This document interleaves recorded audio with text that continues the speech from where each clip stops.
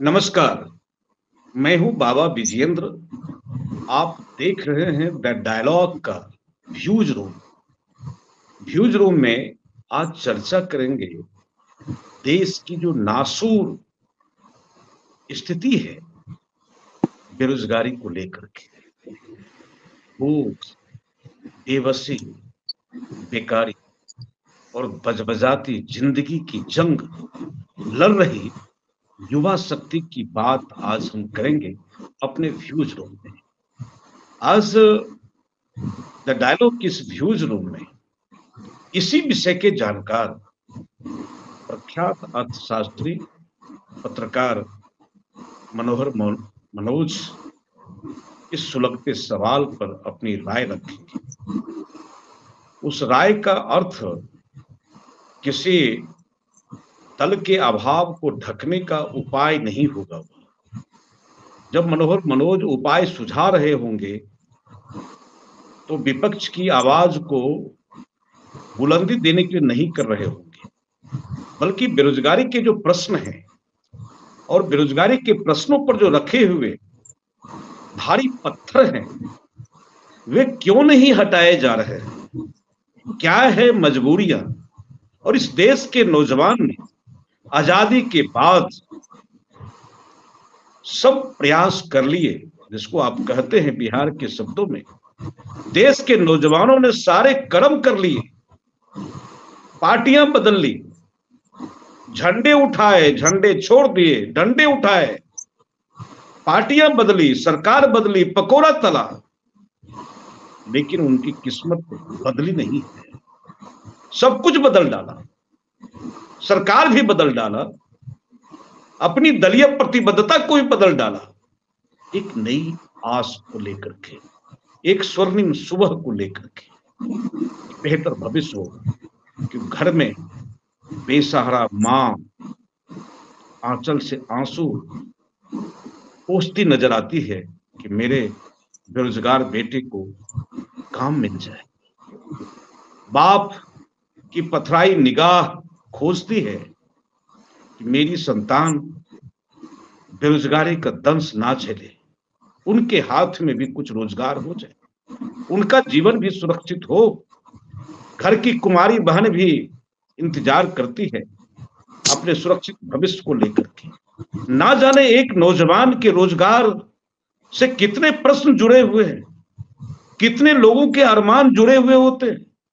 आजादी के बाद रोजगार के नाम पर इतने भाषण दिए गए, सरकार के पास आज के डेट में देने के लिए केवल भाषण है या सांख्यिकी विभाग के कुछ डाटाज हैं, और वह केवल इसी बाजीगरी में, डाटा की बाजीगरी में परिणाम आता दिखता नहीं। विपक्ष के पास केवल करने के लिए विरोध है, बोलने के लिए भाषण है, और सरकार के पास आश्वासन है। बेरोजगारी की समस्या जस की तस पड़ी हुई, और इसकी जो वृद्धि दर है, आप देखेंगे कि इस नए निजाम के आने के बाद, मैं पिछले निजाम के अभाव को ढक नहीं रहा हूं, लेकिन जो 14 के पहले जो बेरोजगारी का जो रेट था, बेरोजगारी वृद्धि दर जो था, उसका आकलन तो मनोज जी के पास जब मैं आऊंगा तो करेंगे। लेकिन सच यह है कि बेरोजगारी वृद्धि दर दुगुनी होने की स्थिति में है, लफाजियां बहुत हो रही, और इस देश के नौजवान, हताश नौजवान को भटकाने के लिए फर्जी मुद्दे, सूडो स्लोगन, धर्म की तमाम कवायदें, हाथ में डंडे, मारपीट, अराजकता, क्या करे देश के नौजवान। समय पर पढ़ाई नहीं, टीचर नहीं, व्यवस्था नहीं, समय पर परीक्षा नहीं, समय पर परीक्षा फल नहीं, मेहनत के बाद अगर किसी नौकरी के लिए उसने फॉर्म भरा तो प्रश्न पत्र कैंसिल, पास भी हो गए, ज्वाइनिंग लेटर मिल गया तो ज्वाइनिंग कब होगा। इतनी बड़ी अराजकता, अंधेर नगरी चौपट राजा, ये सवाल है बेरोजगारी के। और इसलिए आज चर्चा कर रहे हैं क्योंकि बजट आने वाला है, बड़े ही मनमोहक बजट पेश करेंगे, टीवी पर बहसें होगी, तमाम प्रकार की कवायदें होगी, और मनोहर मनोज जी भी कई बार इसी मंच पर कह चुके हैं कि किसानों की स्थिति बेहतर हुई है। मैं तो आदरणीय मनोज जी से मैं ये सवाल भी छोड़ रहा हूं, जब उनकी बारी आएगी बात रखेंगे।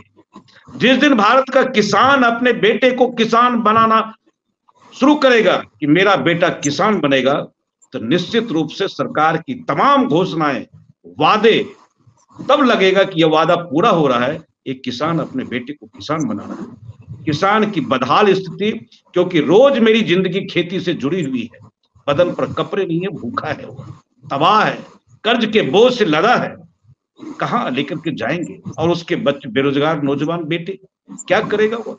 इन तमाम प्रकार की कवायदे हैं मनोज जी, जो उलझ कर रह गई है फाइलों के जाल में। रोशनी वो गांव तक पहुंचेगी कितने साल में? जो फुटपाथ पर जो आवाज आप सुनाई, आपको भी सुनाई दे रही होगी, नीट को लेकर के, रोजगार को लेकर के। क्या मनोज जी, मन तो मतलब जब भी आपके साथ में होता हूं, निश्चित रूप से मन आक्रोश से भर जाता है। आखिर क्या किया जाए? एक करोड़ों युवाओं का देश, जापान अगर वृद्धों का देश है, ढलती उम्र का देश है, भारत देश तो तरुणाई और यौवन के उन्माद को देख रहा है। इस नौजवान को क्या देना चाहते हो? ऐसी ही अराजकता पूरे देश में।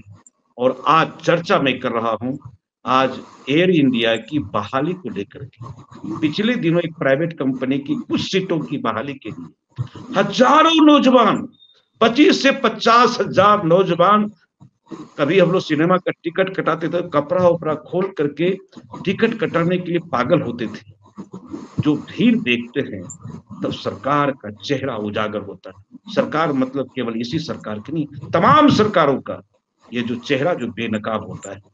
क्या मजबूरी है मनोज जी, क्या होना है देश का और देश के नौजवानों का? सीधे तौर पर यह विषय आपका है, आपने किताब लिखी है, रोजगार पर तमाम प्रकार के शोध किए हैं, और तमाम सरकार की जो डाटा की बाजीगिरी है, इससे मुक्त होकर के एक संवेदनशील पत्रकार, एक संवेदनशील लेखक के सामने ये सवाल मैं छोड़ता हूं कि देश के रोजगार और युवाओं के जो प्रश्न हैं कैसे उत्तरित होंगे? Over to you sir.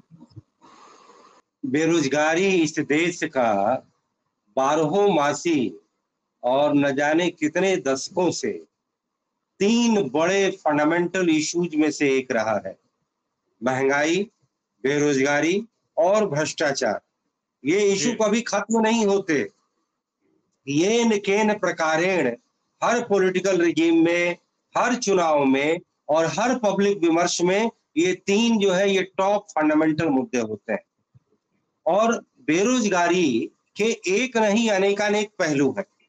क्योंकि देखिए, अभी आपने जो एयर इंडिया में जो नौकरी आई है, एयर इंडिया कौन? जो भारत की कंपनी, जो विमानन कंपनी एयर इंडिया थी, जो कि अब टाटा समूह के पास चली गई है, उसका नाम अभी भी एयर इंडिया है।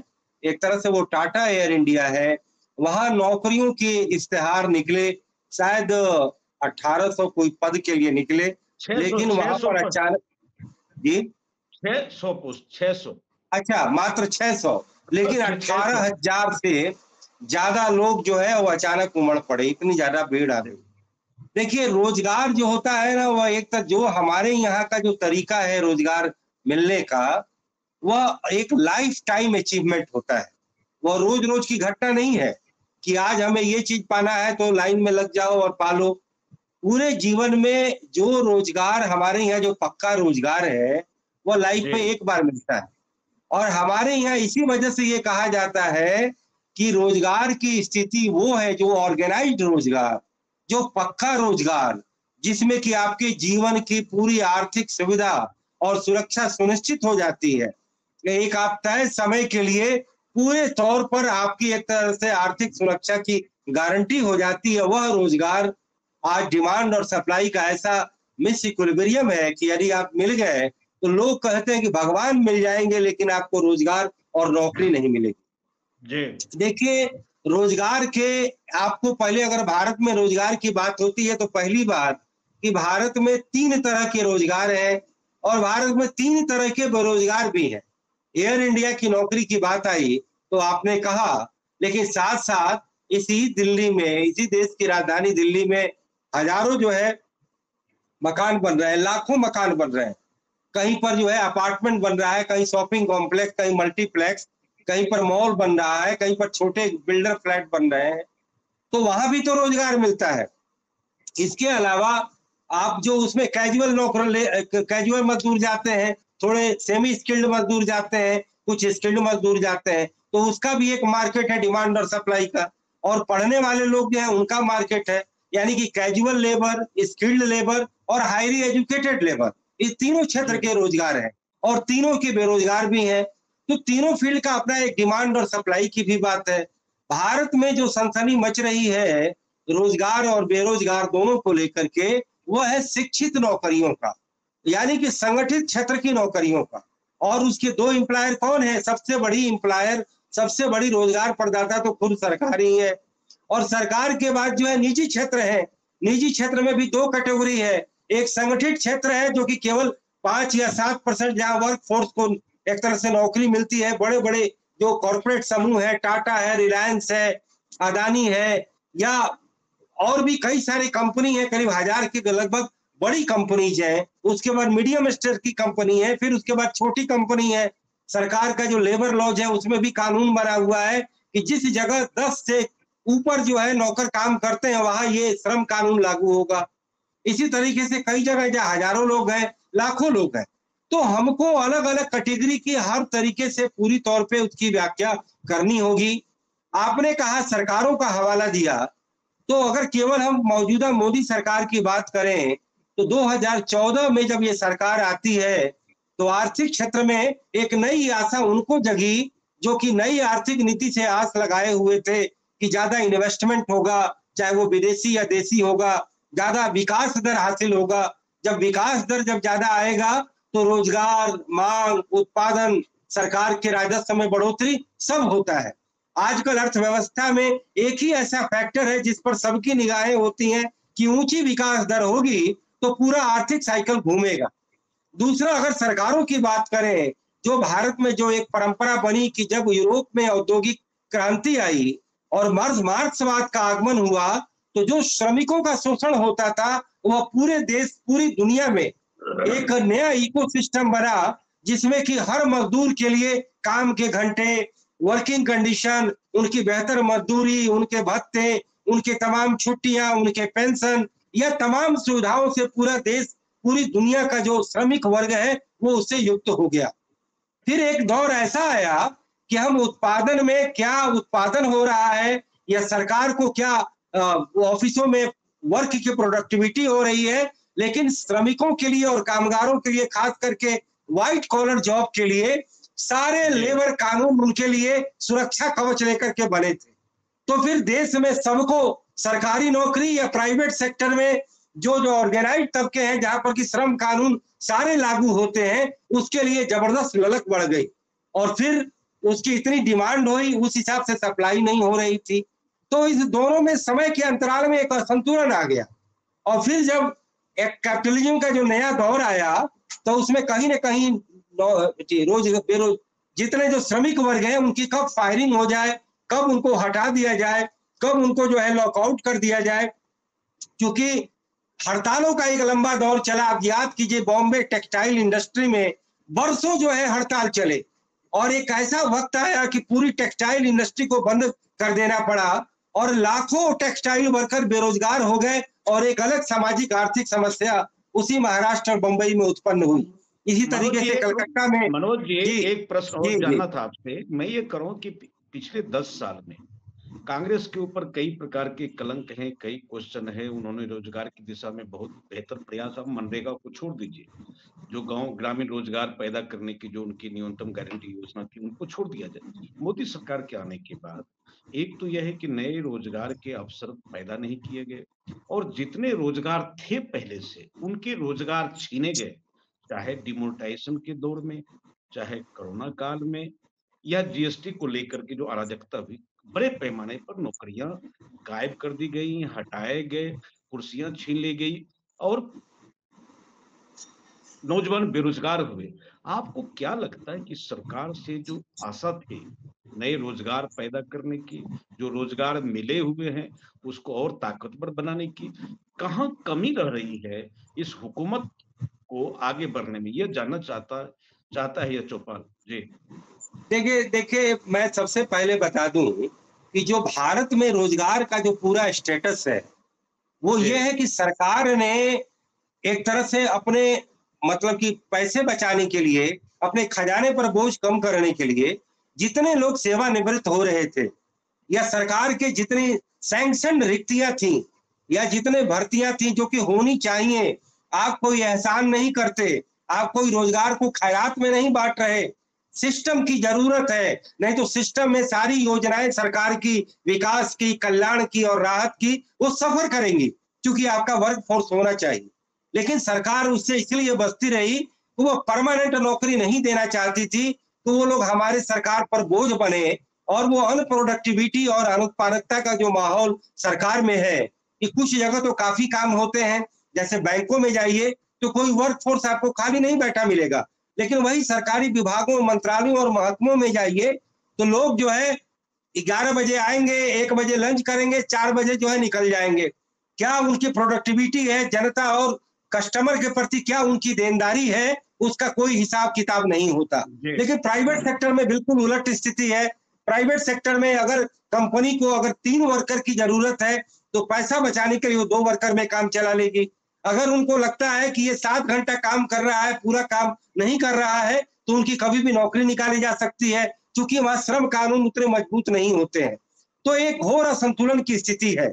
मोदी की जी आपने बात की, तो ये बात ठीक है कि जो मार्केट रिलेटेड जो एम्प्लॉयमेंट है, वह नोटबंदी, देशबंदी, जीएसटी और यह तमाम अलग अन्य वजहों से काफी ज्यादा प्रभावित हुआ, खास करके नोटबंदी के बाद, क्योंकि पूरी जी जो है मार्केट से रिलेटेड और डे टू डे जो कैश से रिलेटेड जितने उद्यम और कारोबार थे, वो करीब करीब बंद हो गए।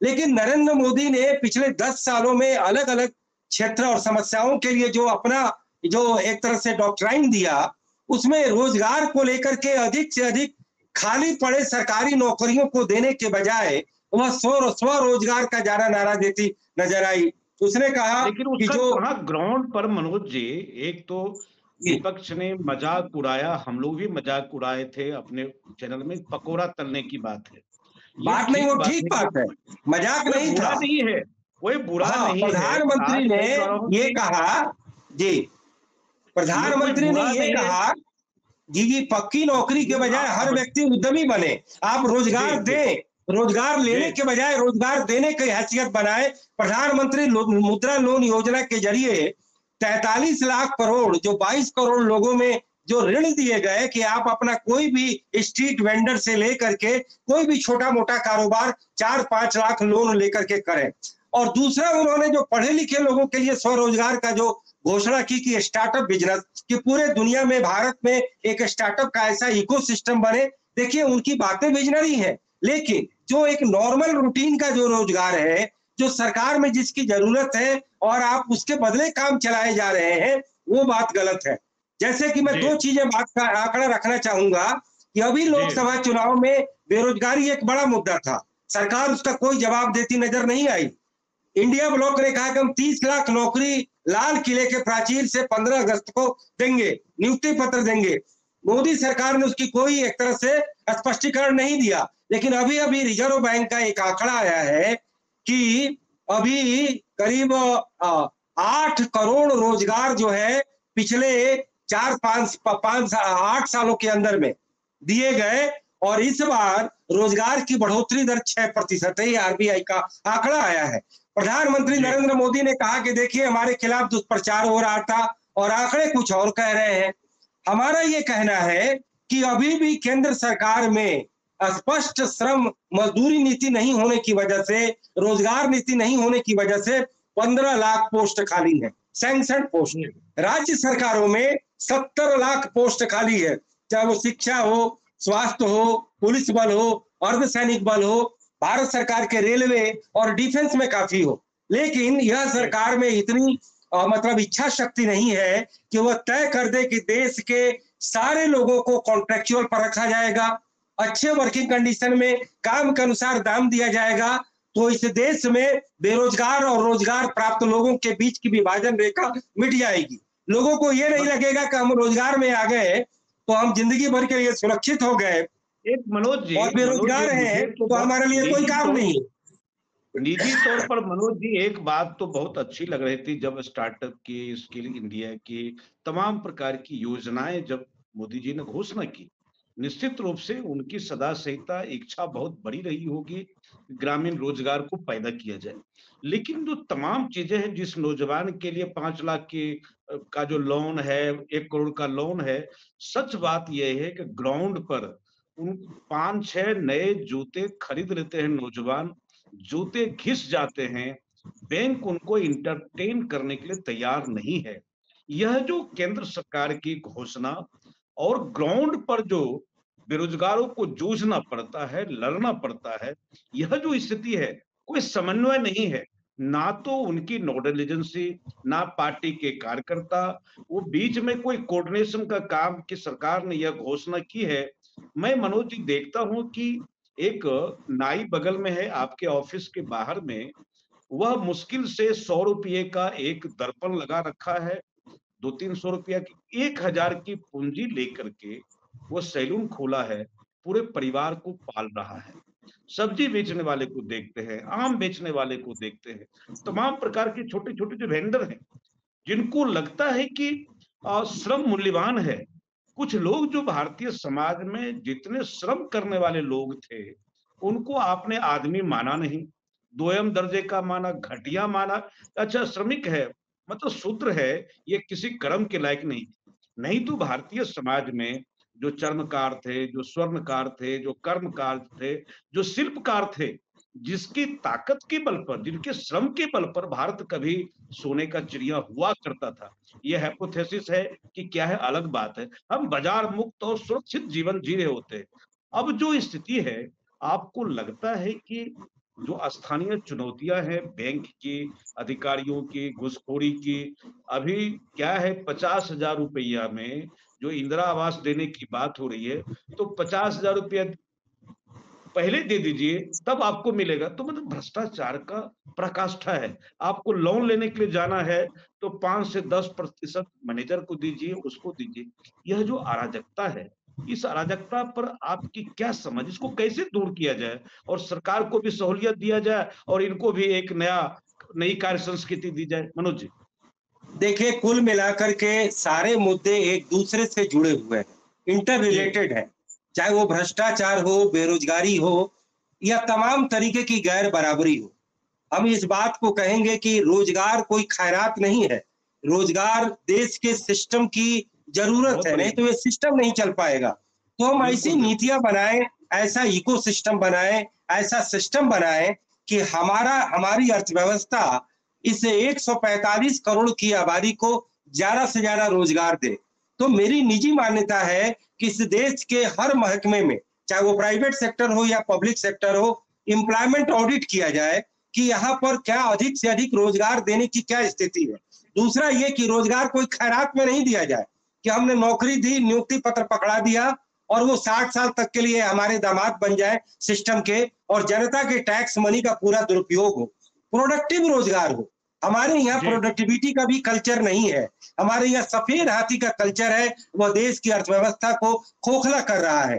तो कहीं ना कहीं हमारे बेरोजगार लोगों को भी समझना होगा कि रोजगार का मतलब ये नहीं कि नियुक्ति पत्र के बाद पूरा सुरक्षित हो जाए, बल्कि रोज रोज आपके काम की, आपकी उत्पादकता की ऑडिट हो, आपकी रोज की सलाहियत बढ़े, आपका स्किल डेवलपमेंट हो। लेकिन हमारे यहाँ कई तरीके की दुनिया है, एक व्हाइट कॉलर की दुनिया है, दूसरा ब्लू कॉलर की दुनिया है। हमारे यहाँ जो गैर बराबरी बढ़ रही है, न केवल विभिन्न शिक्षा सिस्टम की वजह से, विभिन्न स्वास्थ्य सिस्टम की वजह से, बल्कि रोजगार और श्रम की विभिन्न विभेदकारी नीतियों की वजह से बढ़ रही है। 90% जो असंगठित वर्ग फोर्स है, उसके लिए कोई भी सेवा शर्तें जो है अनुकूल नहीं है, वर्किंग कंडीशन बेहतर नहीं है, उन्हें तमाम श्रमिक परिस्थितियों और कल्याणकारी चीजों से मरहूम रखा गया है। तो हमें कहीं ना कहीं पूरे देश में अलग अलग सेक्टर का ऐसी एम्प्लॉयमेंट पॉलिसी बनानी होगी कि पहला अधिक से अधिक रोजगार मिले, दूसरा ये कि उनके साथ सही और न्याय संगत तरीके से ट्रीटमेंट हो। आप जाइए प्राइवेट सेक्टर में, करीब करीब करोड़ों लोग इसी दिल्ली के 22 इंडस्ट्रियल जो सेंटर बने हुए हैं, इंडस्ट्रियल जो क्लस्टर बने हुए हैं, वहां पर रोज रोज आंदोलन हो रहे हैं। कहीं मिनिमम वेज नहीं मिल रहा, कहीं मानसिक अवसाद में श्रमिक जीता है, कहीं उसके भविष्य की कोई चिंता नहीं है, और हमारी सरकार कुछ ज्यादा ही चिंता करती है। तो इसीलिए सब लोग चाहते हैं कि सरकारी में जाए। तो हमारे यहाँ लेवल प्लेइंग फील्ड की बात होती है, तो सरकारी और गैर निजी में कोई अंतर नहीं हो, संगठित और असंगठित में कोई अंतर नहीं हो, व्हाइट कॉलर और ब्लू कॉलर में कोई अंतर नहीं हो, कैजुअल और परमानेंट में कोई अंतर नहीं हो। तो देश में एक विराट ऐसी रोजगार नीति की जरूरत है जिसमें उनके साथ अधिक से अधिक रोजगार के साथ उनके साथ एक बराबर ट्रीटमेंट किया जाए, और जो रोजगार में चला जाए वो ये न समझे कि टेकन फॉर ग्रांटेड है, और जो बेरोजगार है वो ये न समझे कि अगर वह काम नहीं करेगा तो वह बेरोजगार रहेगा, उसके लिए हमेशा अवसर की उपस्थिति रहेगी। तो हमें ये इकोसिस्टम बनाना पड़ेगा। मनोज जी एक प्रश्न ले लीजिए कि मनोज जी के अर्थशास्त्र को, उनकी जो समझ है अर्थशास्त्र को लेकर के, यहाँ की इकोनॉमी को लेकर के, अगर मनोहर मनोज एक अर्थशास्त्री, अगर उनको मौका मिले नीति आयोग का सदस्य होने के लिए, तो बेरोजगारी दूर करने की बात तो बहुत मनोज जी उपदेश दे सकते हैं, लेकिन अगर मनोहर मनोज पर जिम्मेवारी दे दी जाए कि आपको नीति आयोग में हम बुला रहे हैं, तो मैं जानना चाहता हूं और ऑडियंस को भी मैं ये बताना चाहता हूं कि मनोहर मनोज की क्या प्राथमिकता होगी, कि पहला काम क्या करेंगे बेरोजगारी दूर करने के लिए। मनोज जी पहला काम कि देश में हर जगह एम्प्लॉयमेंट ऑडिट होगी कि कहां कहां रोजगार की जरूरत है और रोजगारों का सृजन नहीं किया जा रहा है। कि पहले तो भारत सरकार के तमाम महकमे में मैंने कहा कि 15 लाख सैंक्शन पोस्ट खाली है, लेकिन इसीलिए नहीं रिक्तियां निकाली जाती, उन्हें लगता है कि हम अपने पर बोझ क्यों लें, हम इन्हें अपना सरकारी दामाद क्यों बनाएं। जो लोग पहले से आ गए हैं उनको तो आप हटा नहीं सकते, लंबी कानूनी प्रक्रिया होगी। तो मेरा कहना है कि अगर मिले तो पूरे देश में सारे वर्क फोर्स के लिए कॉन्ट्रेक्चुअल ही नौकरी होगी, यानी काम नहीं तो दाम नहीं। यदि काम है तो रोजगार सुनिश्चित होगा, रोजगार हर हाल में मिलेगा, और कोई भी एम्प्लॉयमेंट एक तरह से एम्प्लॉयर देगा, पोस्टिंग एम्प्लॉय के इच्छा से होगी, पोस्टिंग एम्प्लॉय की इच्छा से होगी, और उसका वर्क और काम जो है एम्प्लॉयर की इच्छा से होगा। तो जो भारत में जो ट्रांसफर और पोस्टिंग का जो कल्चर है, यह एक बड़ा ही गंदा और अनप्रोडक्टिव कल्चर है। लोगों को केवल तंग करने और राजनीति करने के लिए किया जाता है, इससे वर्क प्रोडक्टिविटी का माहौल नहीं होता।